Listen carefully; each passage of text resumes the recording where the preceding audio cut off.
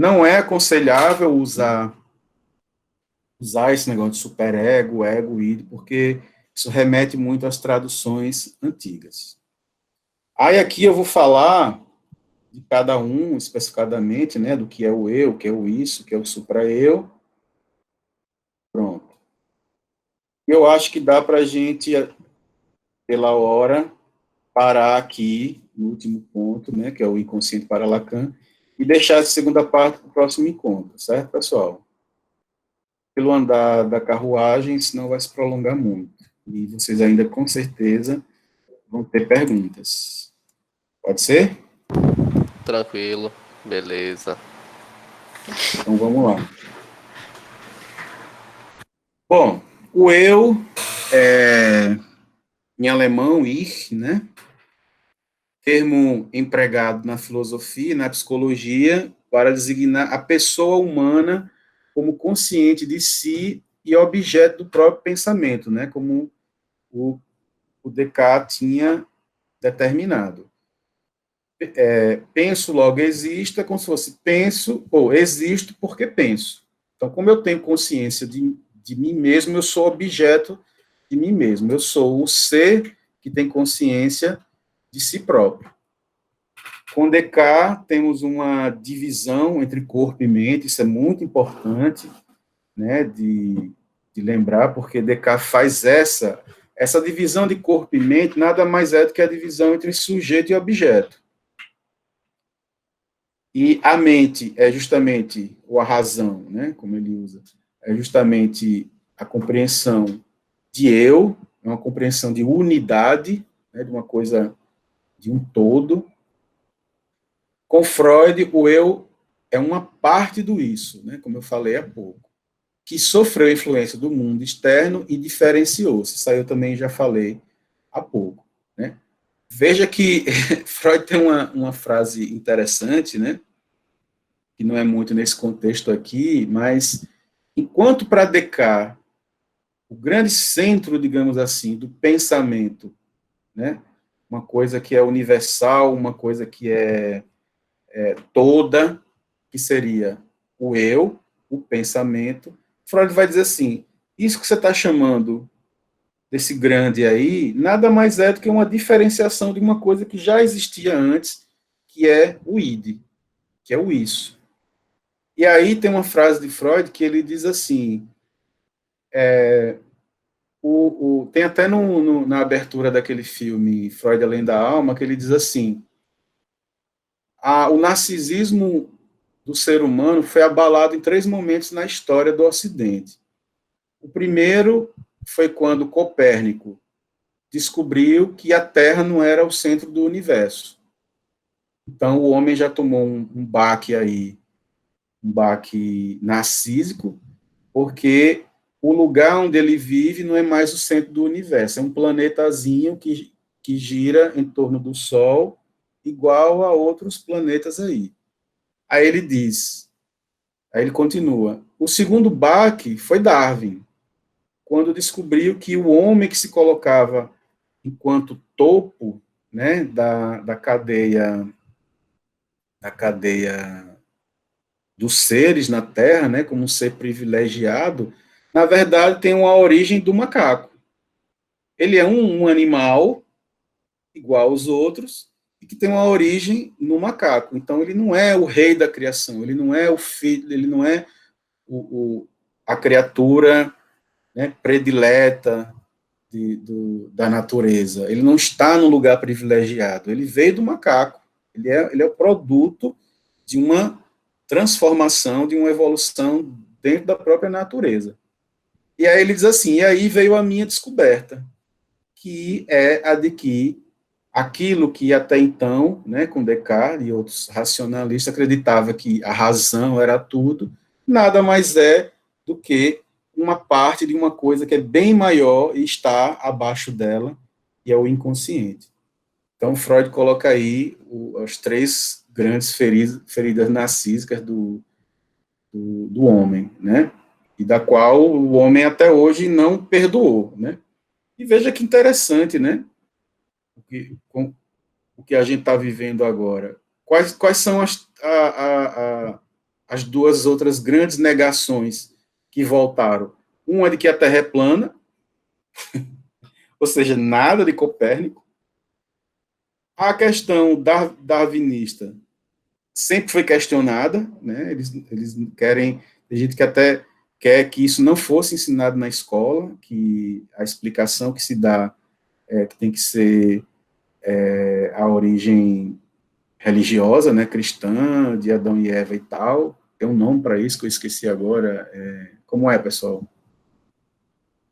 Criacionismo. Criacionismo, exatamente.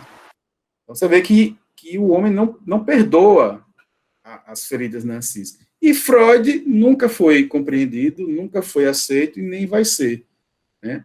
Porque ele bateu num ponto aí muito forte, muito poderoso, ou seja, você não manda em você. Aquilo tudo que você é um grande pensador, um gênio, mas aquilo é só uma pequena parte de algo que está muito mais profundo em você e você não tem controle, você não traz esse material quando você quer, né? Então, concordo aí com Freud. Continuando, com Freud, o eu não é todo consciência, né? É isso que eu acabei de falar, possui uma parte inconsciente, uma parte que é a maior parte. O eu, para Freud, é o polo defensivo da personalidade, né? Põe em jogo uma série de mecanismos de defesa motivados pela percepção de ideias e de afetos de conteúdo desagradáveis. A questão do eu em Freud, né, vai ter uma compreensão aí muito de que o eu é uma coisa que se defende o tempo todo. É tanto que as produções, muitas das que vai se chamar produções do inconsciente, algumas, na verdade, são produções do eu. A inibição é uma produção do eu, os sintomas é uma produção do eu, também do inconsciente, mas tem uma parte que é a produção do eu. Então, o eu é uma coisa que está no meio. Então, ele tenta se proteger de algo que vem de fora e algo que vem de dentro, né? Por isso que ele diz, ele é um coitado. Freud coloca, o eu é um coitado que apanha de tudo quanto é lado, né? Mas para isso ele também reage. O eu, como eu acabei de dizer, o eu não é senhor em sua própria casa, né? Essa famosa frase de Freud, vive a conciliar as exigências do isso, do mundo externo e do supra-eu, né? A função do eu para Freud é justamente isso, conciliatória. O eu é como se fosse, já que ele pensa, né, analisa, ele tenta analisar, tentar conciliar uma coisa que vem de um lado e uma coisa que vem de outro.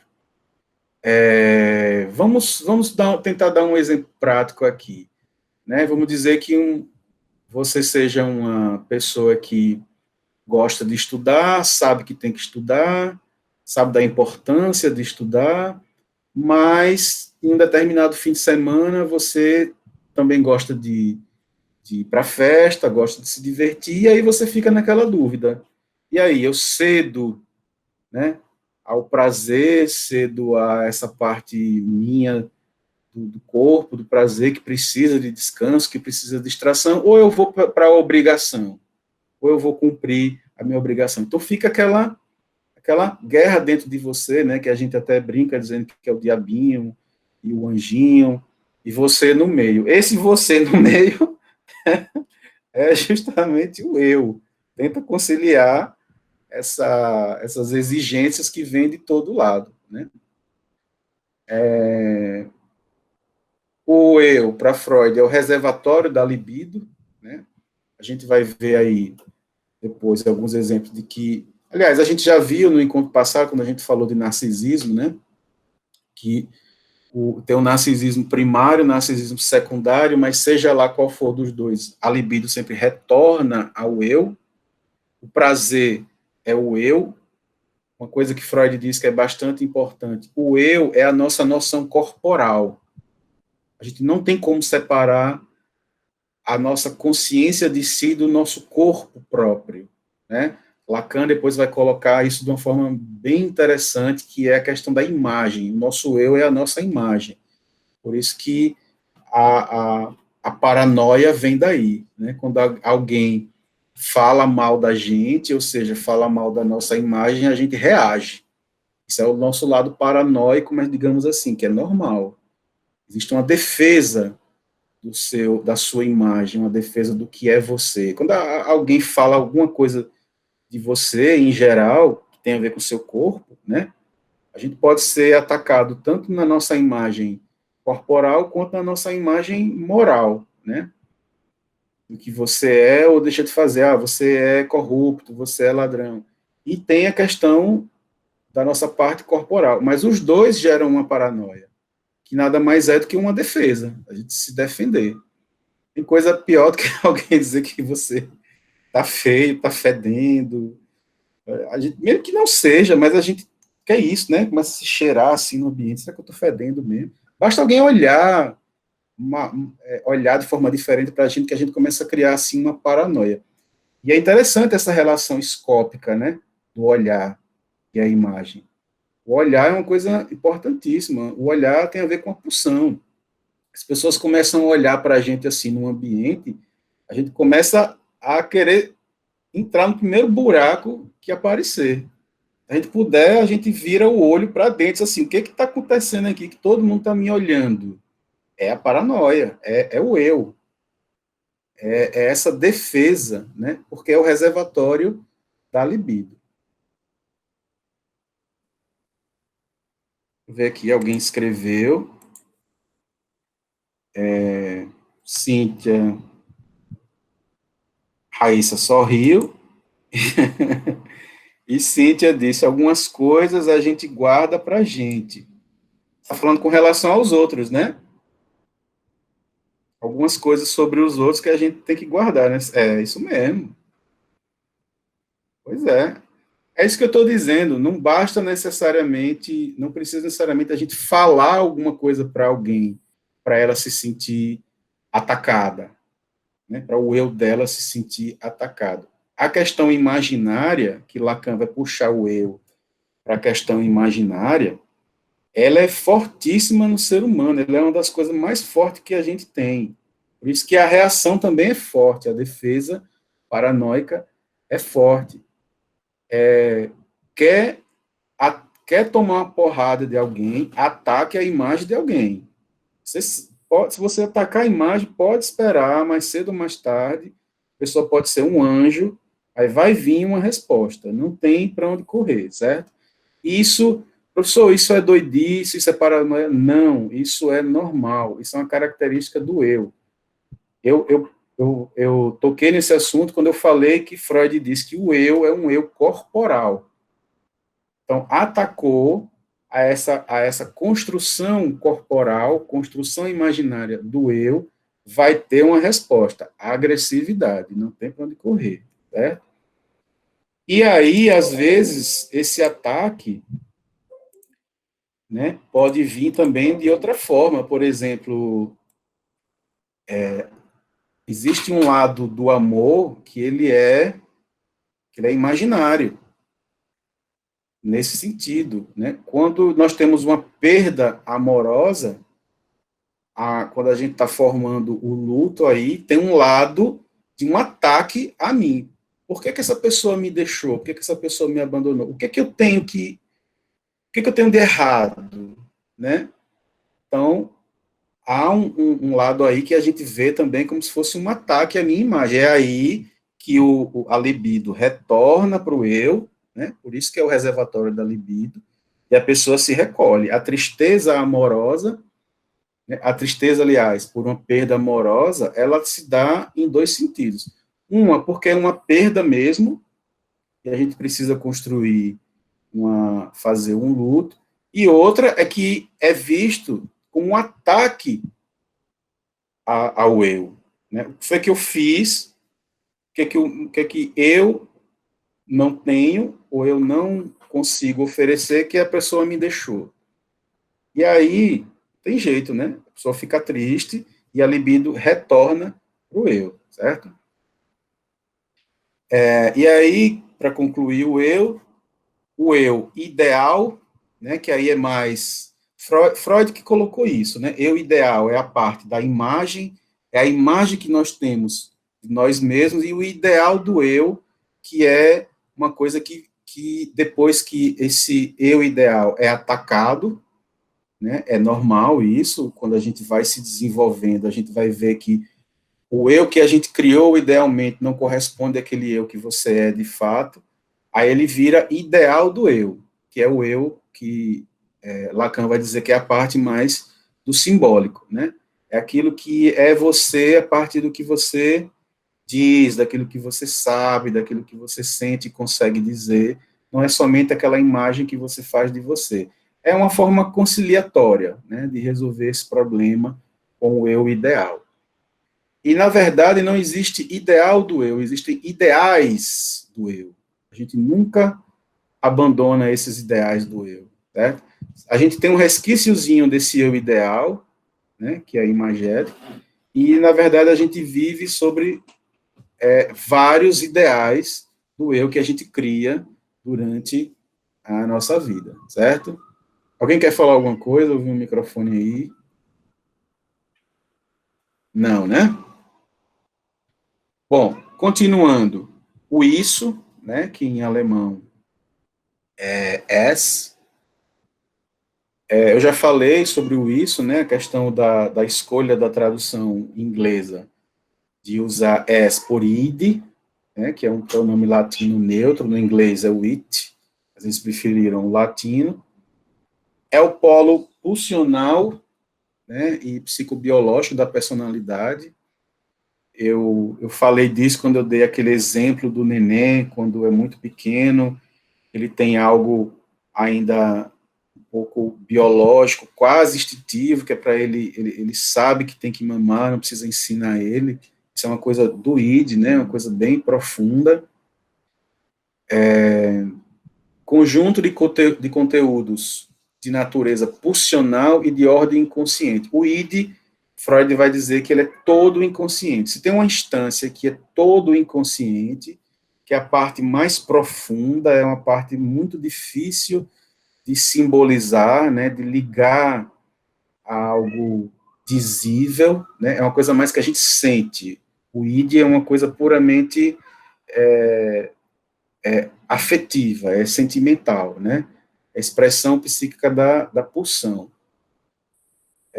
Continuando, seus conteúdos, expressão psíquica das pulsões, são, por um lado, hereditários e inatos, e, por outro, adquirido e recalcado. Aí é que é uma coisa complicada, porque uma coisa hereditária, pessoal, não quer dizer que ela é genética. Cuidado para não confundirem hereditário com genético. Tudo que é genético é hereditário, mas nem tudo que é hereditário é genético. Vou dar um exemplo bobo aqui. Se um dia os pais de vocês morrem e deixam uma casa para vocês, não estava inscrito no gen de vocês que vocês já iam ganhar aquela casa, né? Ia receber uma casa, claro que não. Mas é hereditário. Passou de pai para filho, ou de mãe para filho, ou dos pais para o filho. Então, hereditário é uma coisa que se transmite na geração, mas não está propriamente inscrito de forma biológica, mas se transmite. Hereditário nada mais é do que uma forma de transmissão, né? E aí, é nessa parte também que Freud vai se desentender também, em outras questões.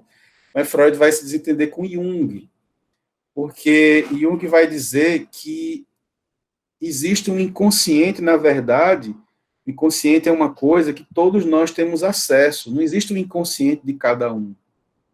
O inconsciente de cada um, na verdade, é uma cópia de um grande inconsciente aí, né, quase que platônico, e que existem significantes, existem símbolos que são comuns a toda raça humana.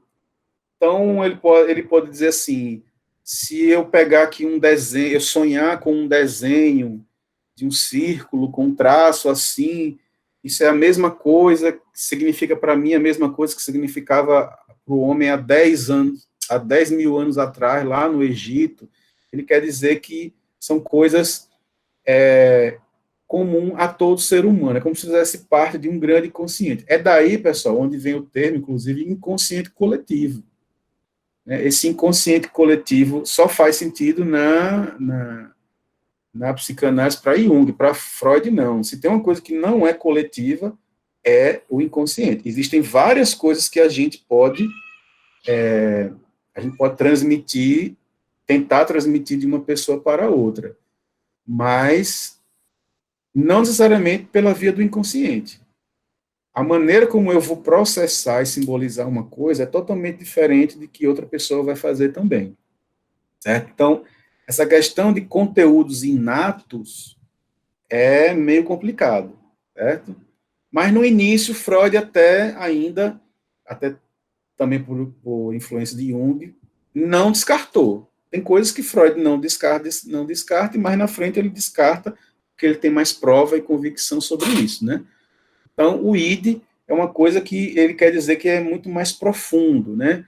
A gente pode herdar algumas coisas filogeneticamente, hereditariamente dos pais, mas não biologicamente, certo? Claro que a gente herda muita coisa biologicamente, eu não estou negando, só que a gente está falando da psique, a gente não está falando da cor da pele, nem o tipo de cabelo, nem cor dos olhos. A gente está falando da psique, a gente está falando de ideias e está falando de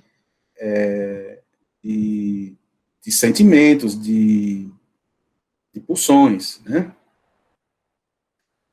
E ele fala que tem um outro lado, né, desses conteúdos que são adquiridos e recalcados. Sim, aí é que vem a questão do mundo externo.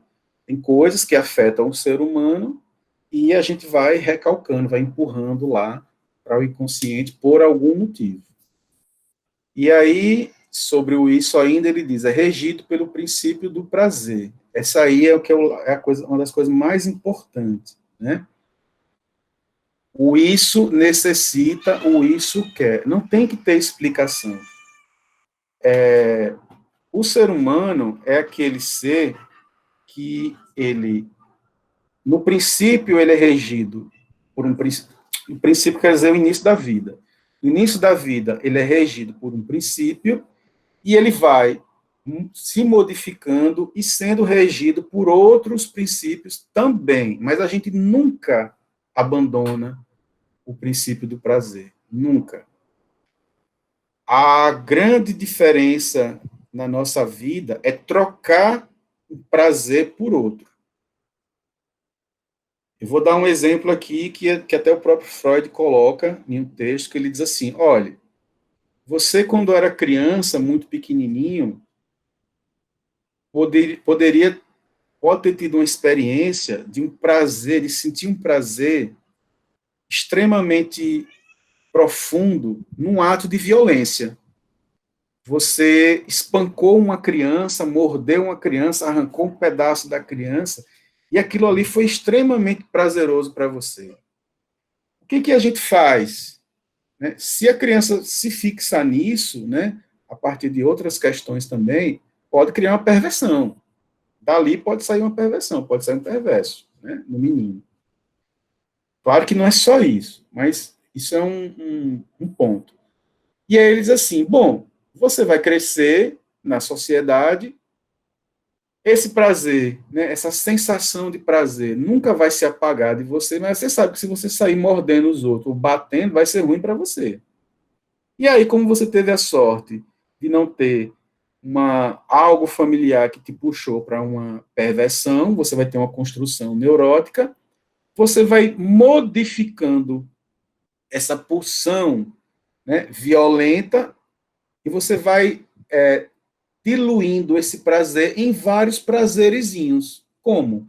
Você escreve sobre violência, você assiste uma luta de UFC, né, e quase goza lá, vendo os caras se dando porrada, arrancando o dente de outro, dando porrada, caindo o nariz, caindo sangue, né? Mas aquele princípio do prazer está lá. Você só transformou ele simbolicamente, foi jogando aí na sua cadeia simbólica, mas você não deixou de ter prazer, você apenas diluiu em sua vida em partes menores e, digamos assim, menos perigosa para você e para os outros, porque você pode ser preso e você pode machucar os outros. Então, você apenas né, causou uma transformação aí, essa conciliação que o eu faz, né? O eu vê esse princípio do prazer do id como alguma coisa perigosa para a estrutura dele, para o próprio corpo, né? Começa aí, o eu é uma parte que começa a perceber que esse impulso do id ao prazer de qualquer jeito, sem mediação, é perigoso para até o próprio corpo. Pare para pensar. Comer é muito bom, mas tem que ter uma hora de parar de comer, né? Não? Por quê? Porque senão você vai passar mal. Porque senão você vai ter uma hiperglicemia. Ou porque então seu estômago vai inchar e você não vai conseguir nem respirar direito. Esse limite, digamos assim, né, se a gente fosse comparar o id e o eu, quem dá é o eu. O eu é que avisa, olha, tem que parar, olha, você vai, isso é perigoso para a gente, entende? Alguém escreveu aqui. Moisés disse, nem me fale. Moisés, comer é muito bom.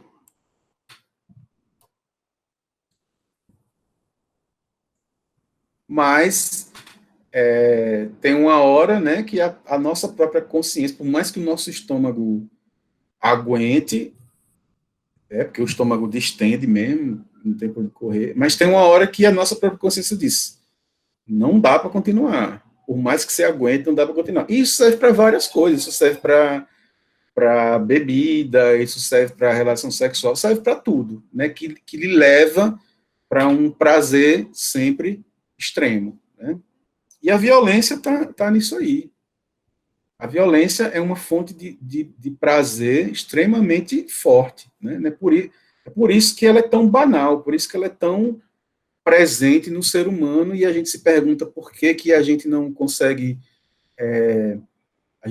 se livrar nunca da violência na humanidade. É por isso. O homem não abandona uma fonte de prazer assim tão fácil. Convencer o homem a trocar um prazer por outro é muito difícil. Às vezes parte dele mesmo. Quando não parte dele mesmo, tem uma coisa chamada lei, tem uma coisa chamada cadeia, que só vai segurar ele, mas não vai deixar de fazer com que ele queira sentir esse prazer o tempo todo na violência, né? E aí, finalmente, né, o supra-eu, ou o Oberich, como eu disse, também ficou conhecido na literatura como superego ou supereu, que é uma ideia horrível, esqueçam isso. Porém, como eu disse, o prefixo super não significa um eu forte e poderoso, mas sim sua posição com relação ao eu, ou seja, acima do eu. É aquilo que se sobrepõe ao eu, que vem depois do eu, né? Que influencia o eu de cima. Mas não quer dizer que ele é mais poderoso, só isso. Instância que se separou do eu para dominá-lo. Seu papel é assimilável ao de um juiz ou de um censor com relação ao eu. Pessoal, isso é uma compreensão freudiana, certo? Lacan depois revisa isso aí. Então, o eu é um censor, é aquele que fica sempre lembrando, né, do anjinho, o diabinho, o supra-eu é o anjinho, é aquele que fica sempre lembrando, olha, isso não pode, isso é errado, né? Você vai se dar mal, você pode prejudicar o outro, é sempre uma coisa meio condenatória. Classicamente, o supra-eu é definido como o herdeiro do complexo de Édipo, isso aí só explicando mais na frente, né? Mas é essa passagem por esse complexo chamado de complexo do Édipo que a gente herda o supra-eu, né? A gente forma o supra-eu. Por que eu falei herdar? Porque Freud vai dizer que, na verdade, a gente herda o nosso supra-eu do supra-eu dos nossos pais, né? É através de coisas que os pais dizem, não faça isso é errado, você não deve isso e aquilo, e a gente vai internalizando essa lei. O supra-eu, para Freud, é uma lei, né, que a gente internaliza. Por isso que tem um lado pedagógico, né, tem um lado educacional aí, e aí os pais muitas vezes se desesperam, né, que eles falam com os filhos, com as crianças, e ela não obedece, mas se ela for neurótica, um dia vai fazer efeito, porque a criança não internaliza a lei de uma hora para outra, né, porque não é nem porque ela não quer, é porque ela não tem uma estrutura para isso, ela não tem uma estrutura que manda nela mesma. A criança não tem limite, não é porque ela não quer, é porque mentalmente, né, psiquicamente, ela não tem uma coisa que observa ela mesma, que diz assim, não pode, está errado. Ela pode até repetir, feito um papagaiozinho, mas no fundo, ela não, essa lei não está internalizada. Então tem coisas que os pais insistem, mas tem que ter consciência que só vai ter efeito muito tempo depois, muitos anos depois. Pior é não insistir.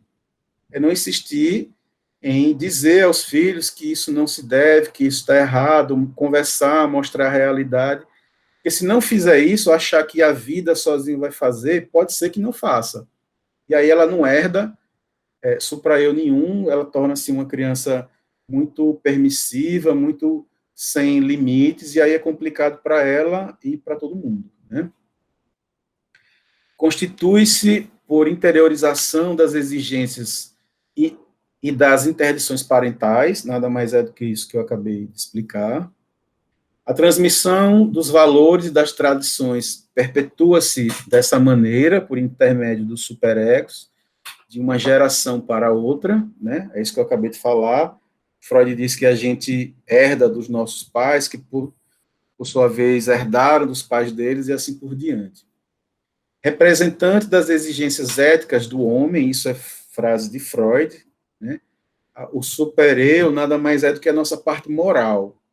Quando a gente tem um pensamento moral, ou seja, em que a gente relativiza o que é certo e o que é errado, é o supra-eu falando, é o supra-eu mostrando a sua função, né? O supra-eu é particularmente importante no exercício das funções educativas, acabei de dar exemplo aqui. Freud vê na consciência moral, na autoobservação e na formação de ideais, né, funções do supra-eu. Fonte do sentimento de culpa, é aí onde Freud vai se encontrar com Lacan. Porque Freud vai entender que o sentimento de culpa ele é normal no neurótico, não existe neurótico sem sentimento de culpa, né? É uma marca. E Freud entende que o sentimento de culpa, pessoal, existe uma diferença entre culpa, consciência de culpa e sentimento de culpa. Consciência de culpa é nada mais, nada menos que você saber que você realmente é culpado por uma coisa que você fez. O sentimento de culpa geralmente bate em cima daquilo que você não fez. Talvez você pensou em fazer, não é arrependimento. Não vamos confundir sentimento de culpa com arrependimento. Arrependimento você já fez. E aí você está se sentindo culpado. Sentimento de culpa é uma coisa que bate sem você fazer, né? Você fica se martirizando por uma coisa que você nem chegou a fazer. Talvez até pensou em fazer, tá? Mas é uma coisa que a gente internaliza, é uma coisa que massacra a gente, mas a gente não fez, certo? Não fez, mas desejou. Esse aqui é o problema. E Lacan vai dizer, né, é aí onde eles vão se diferenciar, que Lacan vai dizer que o sentimento de culpa, Freud dizia que era uma coisa normal no neurótico, e mas tinha uma função, que era como se fosse uma função de dizer assim, olha, você tem limites, não vá, você não deve ultrapassar isso, é como se fosse uma coisa para segurar o sujeito. Já Lacan vai dizer que ele tem uma função exatamente o contrário. A função do sentimento de culpa é justamente te jogar para uma coisa que está acima do prazer, chamado gozo. Eu, em outro momento, vou explicar esse conceito de Lacan, que é gozo, que não é como a gente pensa na língua portuguesa, né? O conceito de gozo. Quando a gente fala em gozo, a gente pensa mais ou menos em duas coisas. No sentido de usufruir, né? Fulano está gozando das férias, ele está usufruindo das férias, está fazendo uso. E gozar no sentido sexual, né, do prazer sexual. Não é nenhuma coisa nem outra. É outra especificidade do conceito de gozo em Lacan. Mas eu posso dizer que é uma coisa que está para além do prazer. Professor, se é uma coisa que está para além do prazer, é melhor que o prazer, né? Não. É exatamente pior. É uma coisa que te joga para a morte. É uma coisa que ele passou do limite de ter prazer. Ah, então é dor, é mais. É gozo. É uma coisa que te joga para a morte. Uma coisa que sempre está te jogando para a morte, né? Para o estado inanimado, de onde a gente veio. Uma coisa que te joga para a morte. O gozo é uma coisa que joga a gente para a morte. Então ele está dizendo que Lacan vai dizer que, na verdade, o supra-eu é uma coisa totalmente contrária de Freud, é uma coisa permissiva, é uma coisa que diz, vá, faça, né?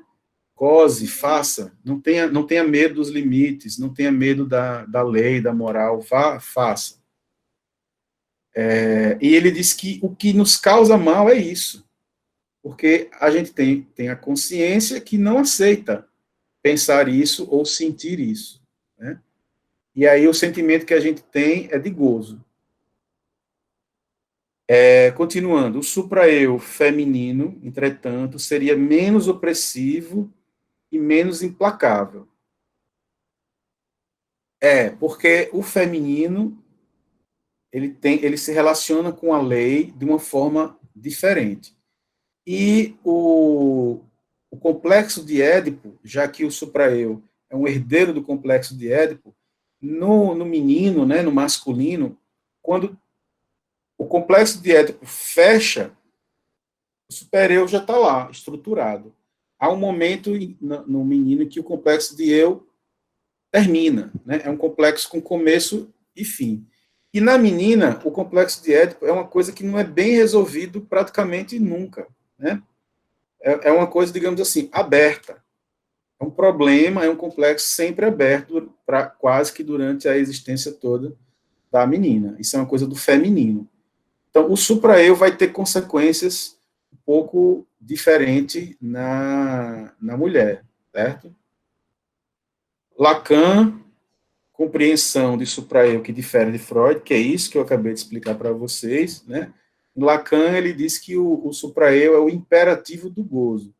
É uma instância obscena, né, e feroz que manda o sujeito gozar ilimitadamente. Lembre-se que esse gozar, pessoal, é no sentido de jogar para a morte, né, jogar para uma coisa indefinida, é um prazer indefinido sem limites, né?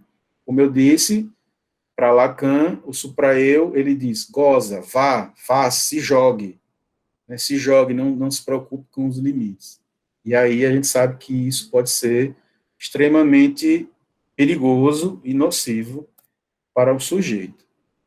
Bom, aí só retomando aquela tópica, né, que eu mostrei para vocês há pouco, essa estrutura, o eu estaria aqui, né, o eu é a fonte da libido, né, que é sexual, Thanatos, agressivo, é uma das fontes fonte principal, né, do gozo, vem do próprio id. Alguém escreveu alguma coisa.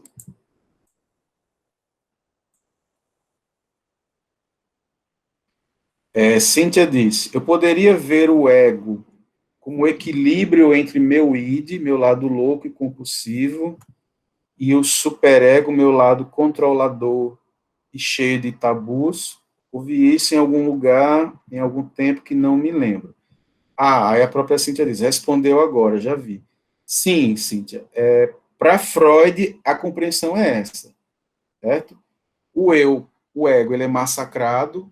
Por que a gente às vezes fica mal, né? E quando eu digo a gente, é o meu eu. Por que o eu fica mal? Porque ele se sente pressionado por esses dois lados aí, na compreensão freudiana, como você bem colocou, né? Ele tenta equilibrar, ele tenta conciliar esse lado que empurra ele para para uma coisa, digamos assim, sem limite, já que ele é baseado no princípio do prazer, vá, faça, eu quero, e o superego que coloca limite, e diz, não deve fazer isso, você deve controlar, existe a norma, existe a lei, existe a moral, e o eu fica aí no meio, né?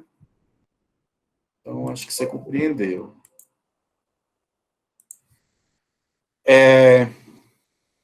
Aí aqui, né, na compreensão freudiana, tem o eu, né, o self, social, existencial. Aqui tem aquela divisão consciente, pré-consciente e consciente. E do lado de cá tem para Freud, né, o supereu, o supra-eu, né, que vem do controle dos pais, vem da fala dos pais, né, vem das demandas sociais também, o que a gente deve fazer ou não fazer, e vem dos tabus, como Cíntia colocou aí. Aqui é outro desenho que o próprio Freud tinha feito, né? Você pegar os livros, os primeiros livros de Freud, quando ele monta a segunda tópica, ele coloca desse jeito aqui. Ele tenta unir a primeira tópica com a segunda, né? O id seria isso aqui, há uma influência do mundo externo que gera o ego, que é nada mais que uma proteção do sujeito, e depois vem outra parte do mundo externo, né, que vem da influência dos pais, da sociedade, que gera outra proteção, né, uma proteção do eu, que é chamado de supra-eu, que aqui está como superego, né. E aí ele coloca que o inconsciente está mais ou menos por aqui, o reprimido, né, aquilo que não pode ganhar consciência, aquilo que ganha consciência, mas nem tanto, aliás, pode ganhar consciência, não quer dizer que vai, e aqui é a consciência propriamente dita, né? Pessoal, 5:17. Termina essa parte do Lacan ou a gente para por aqui? Faltam 2 slides. Termino. Posso terminar? Então vou nessa. O inconsciente para Lacan. Isso é uma parte que a gente vai, ao longo aí, retomar de várias formas, né? Mas eu fiz aqui um compiladozinho. Lacan, a grande diferença de Lacan para Freud, né? O que Lacan introduz, que Freud não tinha, digamos assim, noção que isso era importante para a psicanálise na época dele, até porque os estudos sobre a linguística não estavam bem desenvolvidos, mas Lacan percebeu, Lacan teve essa sacada, né, é de que não dá para a gente estudar a psicanálise, não dá para estudar o inconsciente, não dá para compreender o inconsciente sem compreender os estudos da linguística, né? Lacan percebeu que a estrutura do inconsciente é como uma linguagem. Não é que o inconsciente seja uma linguagem, mas ele é estruturado como uma linguagem, certo? E quando Lacan diz que o inconsciente tem um código, tem uma lógica, né, ele funciona, ele não é caótico, como Freud achava, é justamente porque a linguagem é um código. Então, é nesse sentido que e é um código de significantes, né, igual a qualquer linguagem. Bom, o inconsciente é o lugar do outro, né, a outra cena. Freud já tinha falado disso de alguma maneira, que o inconsciente é um outro lugar, né, é uma outra cena, mas aí Lacan vem introduzir, né, na sua psicanálise, um conceito próprio, que é o conceito de outro. Você não consegue entender a psicanálise lacaniana sem entender esse conceito de outro. A gente vai falar dele mais na frente. Mas o inconsciente para Lacan é o outro lugar. Que outro lugar é esse? O outro da linguagem. Como assim, professor? Como assim? Porque nós, enquanto sermos falantes, nós, por um lado, nós falamos, mas, por outro, nós somos falados também. A gente não inventou a língua que a gente fala. A gente não se comunica de uma forma que foi propriamente a gente que inventou. Então, antes da gente nascer, antes da gente surgir aqui no mundo, já existia, né, um grande outro, que já circulava aí com ideias, com conceitos, com preconceitos, enfim, que a gente chegou e se apropriou disso aí. Na verdade, a gente foi apropriado. Lacan diz, o inconsciente é isso aí. Só que como existem também processos internos, né, pulsões internas, a gente recalca umas coisas e deixa escapar outra. É aquele exemplo que eu lhe falei da banda de Moebius. Né? É uma fita que o que está dentro está fora e o que está fora está dentro. Tem hora que a gente percebe o que está fora e tem hora que a gente não percebe. Tem hora que a gente percebe que cometeu um ato falho, tem hora que a gente não percebe. Né? Então, uma coisa que às vezes a gente diz uma palavra e alguém diz, não, mas você disse aquilo. Não, eu disse óleo. Aí a pessoa diz, não, você falou vinagre. Você tem certeza que falou óleo, na sua cabeça óleo, mas que saiu da sua boca foi vinagre. Aí você pode dizer assim, isso é o inconsciente? É o que está dentro e está fora. Você tem a sensação, inclusive, a sensação real de que falou aquela palavra, quase que você ouviu aquilo que você falou, mas na verdade você falou outra palavra. E aí, às vezes, a tecnologia vem para desmentir, né? Tá vendo aqui? Eu gravei. Olha o que você falou. Você, mas eu quis dizer. Você quis dizer. Aí é outra questão. É aí quando a gente é falado. Essa questão de ser falado é quando o inconsciente fala. Né? O inconsciente não está nas profundezas, e sim na superfície, né? Estrutura de borda. É outra grande diferença de Lacan para Freud. Freud, até boa parte da obra dele vai dizer que o inconsciente é um lugar das profundezas, né, que a gente viu lá no início, mas Lacan vai colocar isso que eu acabei de dizer, é uma estrutura de borda, ele escapa, ele está dentro e fora ao mesmo tempo, é por um detalhezinho que o inconsciente escapa, que ele solta alguma coisa. Então, ele não está totalmente recalcado, ele não está totalmente preso, a compreensão é outra. E como você tem que entender que o inconsciente é como se fosse uma linguagem, ele sai pela linguagem também. Né? Ele escapa pela linguagem, ele escapa pelo simbólico. O simbólico tem várias funções no ser humano. Da gente se não fosse simbólico. Né? O inconsciente tem uma estrutura de descontinuidade, de fenda, de clivagem do eu, e de uma estrutura pulsante. Isso também é importante que Lacan vai perceber e chama atenção, né, que o inconsciente ele tem uma estrutura, mas a nossa percepção dessa estrutura é, como eu tinha dito há pouco, através do tropeço, né, do escorregão. Então, ele é uma estrutura de fenda. O inconsciente pulsa o tempo inteiro, mas a gente não percebe a sua produção o tempo inteiro. É só quando o eu dá uma escorregada na atenção que ele tem como ele aparecer de alguma maneira, certo? Essa é uma das grandes mensagens da psicanálise lacaniana. O sujeito,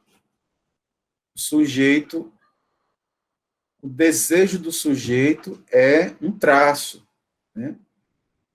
A gente tem que se conformar, o neurótico tem que se conformar que ele realmente ele só realmente é de verdade, ele só aparece naquele momento em que ele não está se vigiando o tempo inteiro, né? Naquele momento em que ele não está querendo se controlar. É aí quando você realmente aparece, é quando o desejo aparece. O inconsciente também é uma manifestação do seu desejo. O seu desejo tenta falar o tempo inteiro, né? Só que a gente se sabota o tempo inteiro também, então a gente não deixa. Por que a gente se sabota? Aí cada um que tem que descobrir, né? Mas essa questão de se sabotar é o eu, né? O eu é que tenta controlar dessa forma. O inconsciente é indestrutível e incurável. Livra-se de uma neurose, sintomas, mas nunca do próprio inconsciente. Pois é, Tem muita gente que acha assim, o meu inconsciente está me deixando doente. Não, não é.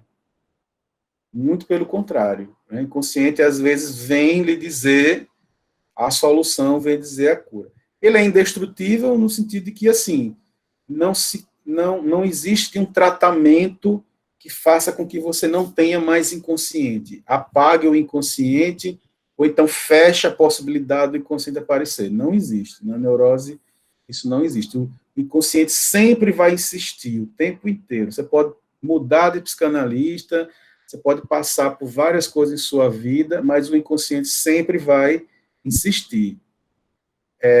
Incurável no sentido, como eu disse, que não é o inconsciente que produz doença. Produzir sintoma é uma coisa, mas não é ele que nos deixa doente, é o eu tentando abafar o inconsciente que nos deixa doente, aí é outra questão. É interessante que quando a gente pode ter alguns problemas e procurar um psicanalista, a gente se livra de alguns sintomas, ou a gente se livra daquela cadeia de sintomas que faz o sujeito ficar doente. Mas você não vai se livrar do inconsciente, né? E como eu falei, na verdade, a gente não vai se livrar do sintoma, a gente vai mudar para outros tipos de sintoma. O sujeito neurótico não se estrutura sem ser de forma sintomática. O que ele vai mudar, né, Lacan mostra isso de maneira bem interessante, é que se você entender que é uma estrutura de nós, o nó vai ser feito de outra maneira.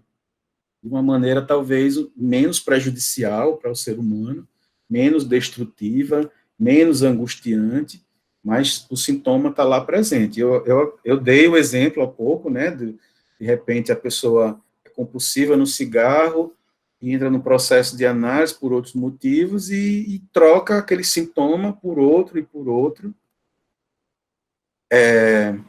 Continuando, Lacan criou uma lógica do significante e uma tripartição estrutural real, simbólico e imaginário, que passou a constituir um verdadeiro novo paradigma para a psicanálise. Eu também considero uma das coisas mais importantes para você entender a psicanálise lacaniana. Quando Lacan diz que o inconsciente é estruturado como uma linguagem, é essa parte aqui que você tem que entender que existe uma lógica do significante. Né? Um significante que puxa outro, que puxa outro, que puxa outro. E essa tripartição, no lugar daquela questão eu, isso para eu, Lacan vai dizer que a estrutura, né, do sujeito, não necessariamente do inconsciente, mas do próprio sujeito, como a gente é, né, o que é, na verdade, a psique é uma junção disso aqui. Do real, que é fora do ser humano, mas não totalmente separado, a gente enlaça o real, ou tenta, o simbólico e o imaginário. Professor, como é isso aqui? Eu coloquei 2 exemplos aqui que pode exemplificar, né? Aqui é o lado imaginário, aqui é o lado simbólico, aqui é o lado real. E, na verdade, eles não se entrelaçam assim, dessa maneira fácil e solta, né? Eles se entrelaçam assim. Esse é um nó, né? A nossa estrutura, a gente pode dizer que é uma estrutura nodal, é uma estrutura de nós. Pode dizer que aqui é o simbólico, ou aqui é o imaginário, aqui é o simbólico e aqui é o real. Se você, por acaso, cortar qualquer uma delas, todas se soltam.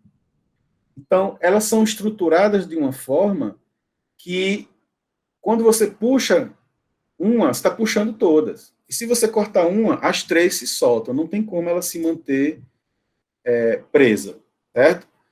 E existe um quarto aí, que não está aqui, né, que depois eu mostro, que é o sintoma, que ele vem e amarra aqui ainda, né, algumas dessas partes da psique humana, que a gente também não, na neurose, porque na psicose não tem sintoma, e na perversão também não tem sintoma, por isso que eu não coloquei. Mas essas 3 partes existem nas 3 estruturas, né? O psicótico também tem real, simbólico e imaginário. A questão é como eles se relacionam um com o outro. A lógica do significante e a tripartição estrutural, que é isso aqui, são compreensões fundamentais para a psicanálise contemporânea. Pois é, não dá, eu penso, a gente lê Freud, olha, ler Freud já dá um trabalho danado de compreender. Mas se você ficar só naquilo ali, não dá conta da carga, né, digamos assim, do que uma pessoa traz em um consultório, num atendimento, né, ou até da própria compreensão do que é o sujeito no mundo contemporâneo. É difícil interpretar sem conceitos que Lacan colocou, sem essa nova compreensão que Lacan colocou, mas sempre lembrando que foi a partir de Freud, certo? O Lacan tem uma frase famosa que ele disse assim: sejam vocês lacanianos, mas eu sou freudiano. Né? Parece meio um paradigma, mas ele disse assim: eu sou o que sou, eu só compreendi isso porque eu li Freud. Li e continuo relendo e tentando interpretar Freud até hoje. Né? Para concluir, real, simbólico, imaginário constitui um novo nome dado por Lacan ao inconsciente freudiano, é o que eu falei no início. Então, quando a gente fala numa maneira de compreender o que é o inconsciente, né, essa estruturação do sujeito, né, que a gente disse primeiro, consciência, consciência pré-consciente e inconsciente, e depois id, eu e supra-eu, Lacan não descarta essa compreensão, essas instâncias funcionam no sujeito, mas sem essa compreensão dessas instâncias, né, do real, do simbólico imaginário, fica complicadíssimo de tentar até entender como é que o eu funciona, como é que o isso funciona e como é que o supra-eu funciona, certo? Ele integra uma coisa na outra, mas sem essa compreensão aí, dessa tripartição, torna muito difícil de entender, certo? Eu sei que para vocês isso no momento é bastante novo, bastante estranho, e a gente leva um tempo para entender exatamente o que é o real, o que é exatamente o simbólico, e o que é exatamente o imaginário. Mas aqui é uma abordagem introdutória, né? Cabe depois a gente sair explicando coisa por coisa. Bom, então, essa segunda parte a gente combinou de deixar para o próximo encontro. E aí, pessoal, perguntas. Eu posso ficar pelo menos uns 20 ou 25 minutos ainda. Uns 20 minutos. Freire, eu não entendi muito bem a diferença que existe na compreensão do supra-eu de Freud e Lacan. A Sim. diferença. Não entendi muito bem. Você podia explicar de novo? É porque é o seguinte, sem você entender o conceito de gozo, né, que eu disse que não dá para a gente se aprofundar agora, mas sem entender o conceito de gozo em Lacan, não tem como entender a diferença entre essas duas estruturas, certo?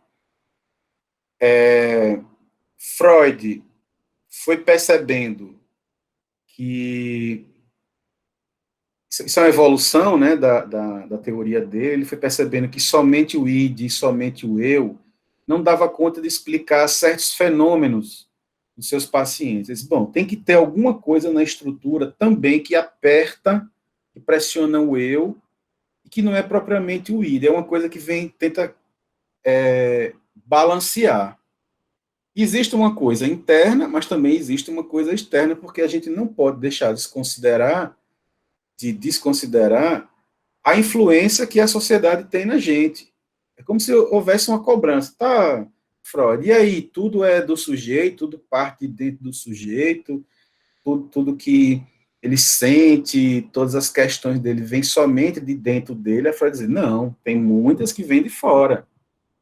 Tem algo que pressiona o eu de fora.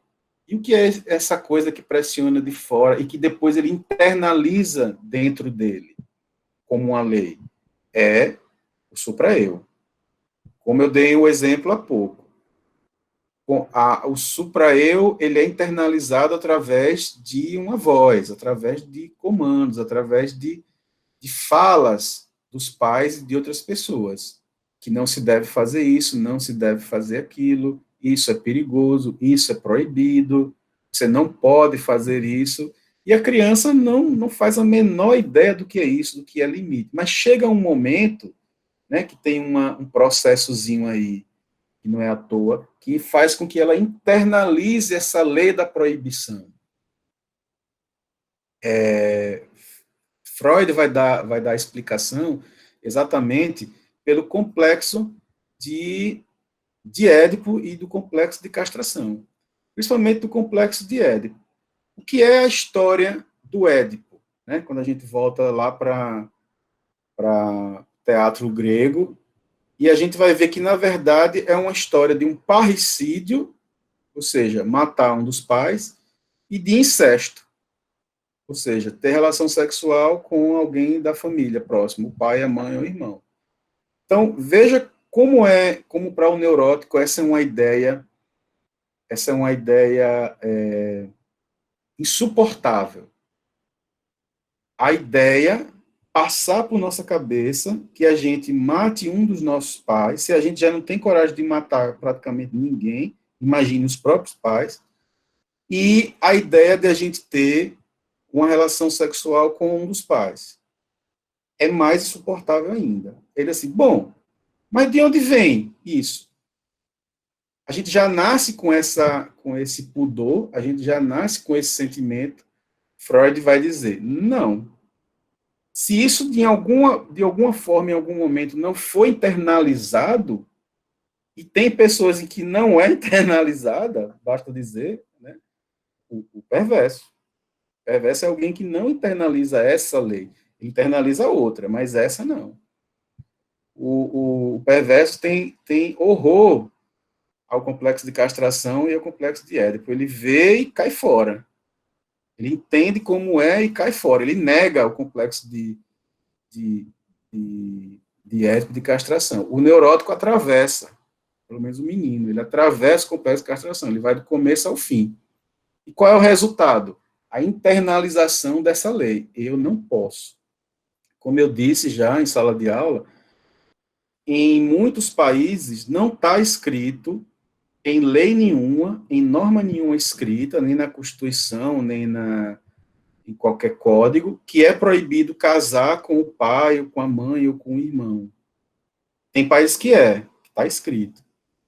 Mas tem países que não. Mas por que, mesmo não estando escrito, mesmo não sendo proibido, as pessoas, em geral, em sua extrema maioria, não fazem isso e ainda tem uma ojeriza a isso?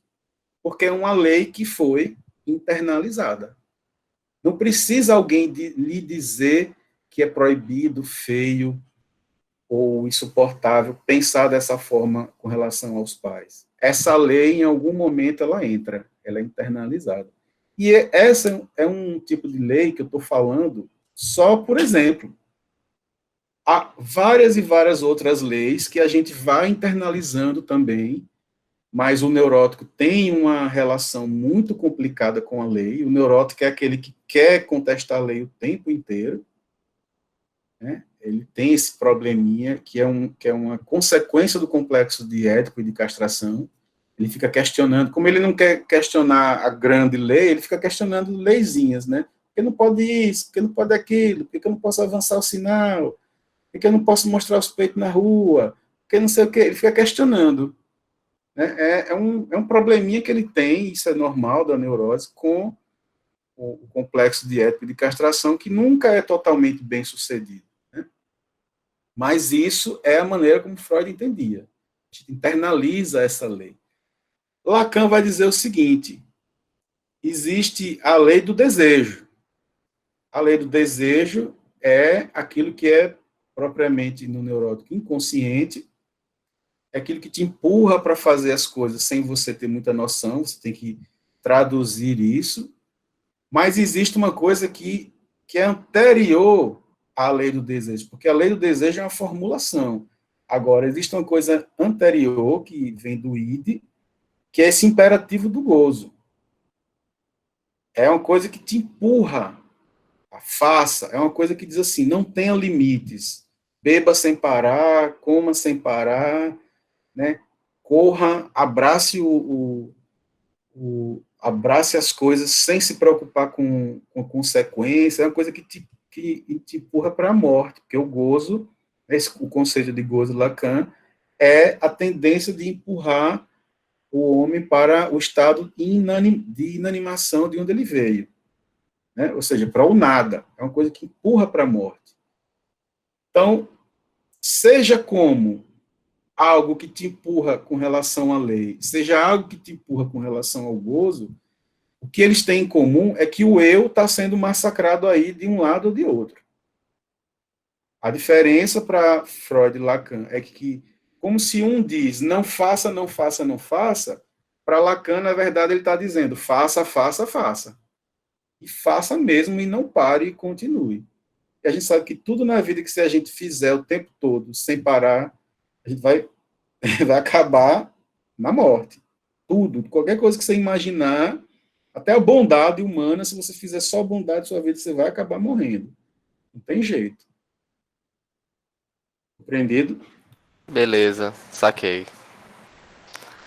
Tem outra questão que também não ficou muito clara para mim, que foi Sim. essa lógica do significante. O que é isso? Não, a lógica do significante só dá para compreender, né, em uma outra explicação aí outro dia. Eu vou tirar uma dos nossos encontros para falar a questão do significante e significado. Sem entender que não é de Lacan, é de Saussure, né, Ferdinand de Saussure, que é considerado o pai da linguística moderna, né? Ele diz como é que funciona o processo de significação no ser humano. Aí você até pode perguntar, e o que é significação? Né? É juntar uma coisa com a outra. Por que quando eu vejo um gato, automaticamente na minha cabeça, que pensa em língua portuguesa, me vem a palavra gato? O que está contido naquele ser, né, que me faz lembrar a palavra gato? Poderia ser outra, poderia vir martelo, poderia vir água, mas não, vem gato. Porque em algum momento da minha vida houve essa junção. Isso é o processo de significação. Uma coisa que passa a representar outra. O ser gato é uma coisa e a palavra gato é outra. Mas houve um processo que me fez, na minha cabeça, juntar os dois. Né? E aí, se eu chegar para um alemão e disser assim, gato, ele vai dizer, né? Não estou entendendo nada que você está falando. O que é gato? Para ele não faz sentido. Então, o processo de significação é isso. É juntar uma coisa que a gente vê, né, com a palavra e com o som, né, a parte acústica daquela coisa que a gente está vendo. É juntar. Isso é significação. E aí Lacan vai dizer que existe esse processo de significação no ser humano que é bastante importante para a compreensão do inconsciente, né? Porque o inconsciente funciona como uma linguagem. Não tem como entender o inconsciente, depois de Lacan, sem entender o processo de significação das coisas. A parte do nossa parte simbólica é a parte que nos livrou de sermos animais, puramente animais. É a nossa capacidade de significar e ressignificar as coisas. E é uma coisa fortíssima na neurose. Certo? Na psicose existe, mas ele tem uma complicação, e na psicose existe, mas funciona de outra maneira.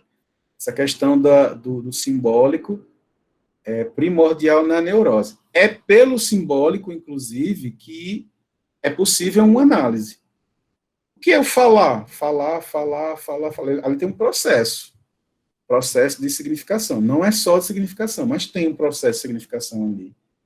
Falar a mesma coisa todo dia, a mesma coisa.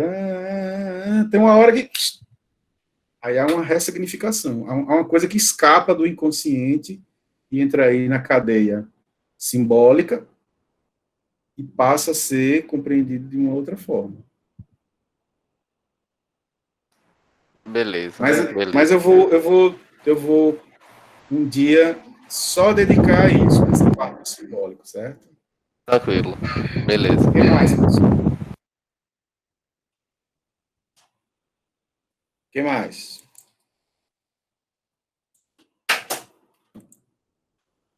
Eita, peraí.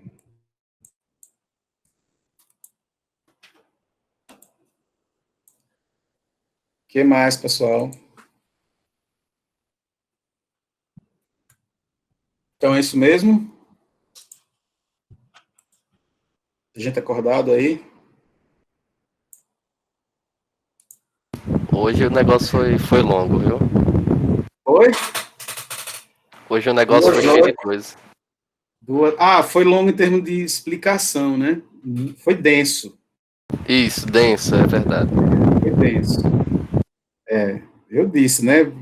A primeira parte é mais histórica, tal, e aí a gente está entrando nas questões propriamente conceituais, né? Para compreender a psicanálise. Eu sei que isso dá um nó na cabeça, né? Freud nunca prometeu ser fácil, porque é outra compreensão de realidade. Existe uma compreensão da realidade pela religião, existe uma compreensão da realidade pela filosofia, existe a compreensão de realidade pela ciência e existe a psicanálise. É outro nó, é outro nó que dá na cabeça da gente. Calcular uma integral leva menos tempo do que tentar compreender essas coisas aí. Com certeza. Mas é o tipo de coisa, né, que a gente vai ver mais na frente, que Lacan sempre teve uma preocupação, que é como se transmite isso. Um dos problemas da psicanálise é a sua própria transmissão. Não é que só a psicanálise tenha problema de transmissão, a ciência também tem, né? A educação que tem que fazer essa ponte aí, em alguns lugares não está funcionando, não. Quando eu vejo grupos de terraplanista, eu digo, a educação falhou pesadamente. Se fosse meia dúzia de gente, né, mas uma carrada, a ciência está falhando em sua transmissão, assim, não está fazendo sentido para as pessoas, né? Entender simplesmente que a Terra é redonda. Você imagina o resto. Então, a psicanálise também tem esse problema com sua transmissão, né? Não é fácil, né? Mas é possível. E é próprio, não tem jeito, cada um vai compreender de uma forma muito própria. E no seu tempo também, certo? Eu demorei a entender isso, eu fiquei batendo Professor, na cabeça. Deixa eu só ler aqui o que a Anísia colocou. Estou aqui, é bem complexo da psicanálise, mas é bacana entender um pouco desse caminho e ajuda a nos compreender um pouco e até aliviar algumas questões. Também acho, sabe, Cíntia, Cíntia não, Anísia, que eu tô com uma tendência agora a observar outras coisas em Freud, né, que me passava batido antes, e tem um autor que ele a Anísia disse, olha o inconsciente aí, com certeza é inconsciente, é um ato falho, não sei porque eu falei Cíntia aí, mas tem uma Cíntia aqui, né, Cíntia Santos. Mas não sei porque eu troquei o nome por outro. Sim, mas o que eu estava dizendo é que Manuel Sampaio não é nada demais. Sim, o que eu estava dizendo é que fora toda a importância que Freud tem, né, uma que eu venho percebendo ultimamente é que tudo que antes dele parecia estranho, doentio, loucura, Freud vai dizendo assim, é normal, é normal, é normal, todo mundo tem narcisismo, todo mundo tem um lado estranho, todo mundo tem, digamos assim, perversõezinhas sexuais. Assim, Freud é aquele que é o que mais tenta normalizar tudo aquilo que a humanidade condenou como estranho por por milênios aí. Eu estou com essa tendência a ler Freud assim, dessa maneira, certo? Como aquele que vai interpretando tudo aquilo que parecia estranho para a gente, ele vai dizendo, são complexos comuns, são complexos comuns. Anísia diz, isso acontece demais comigo, né, trocar os nomes. E Raíssa diz assim, faz pensar muito sobre o meu pensamento. Também, né? A filosofia tem um papel nisso, de pensar o próprio pensamento, ou o pensamento dos outros. Mas eu acho que a psicanálise ele faz você entender mais o sujeito, a si mesmo enquanto sujeito, enquanto você mesmo, e não enquanto ser pensante propriamente, né?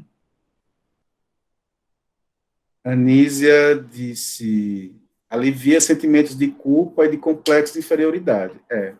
Pode ajudar. Eu acho assim, que uma aula de psicanálise, um encontro para ler psicanálise pode dar um alíviozinho imediato ali, naquele momento, mas depois volta esse tipo de sentimento ou pensamento.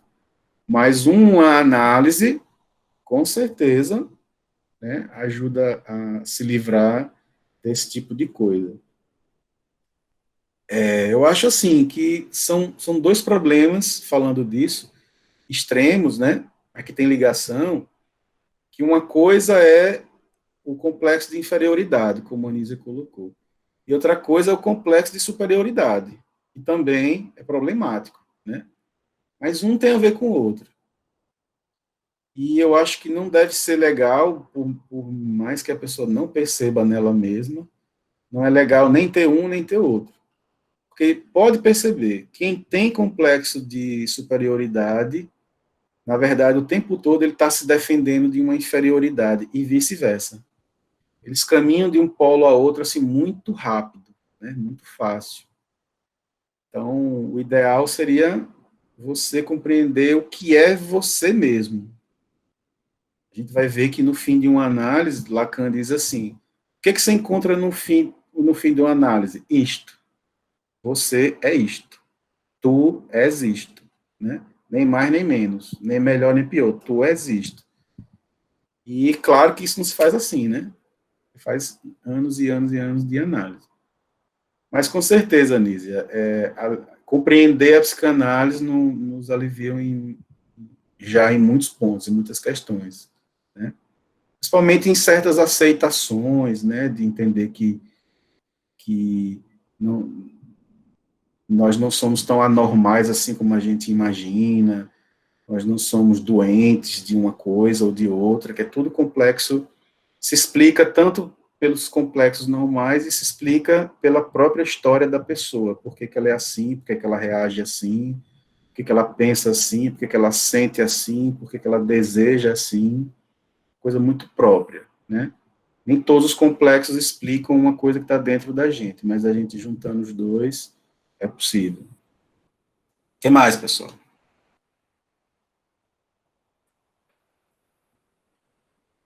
Então vamos ficar por aqui, né? Hoje foi denso e longo ao mesmo tempo, né? Acho que foi mais de 2 horas, mais de 2 horas de encontro, certo? Vou dar uma editada nesse encontro e mesmo esquema, postar em 2 vídeos. Beleza, pessoal?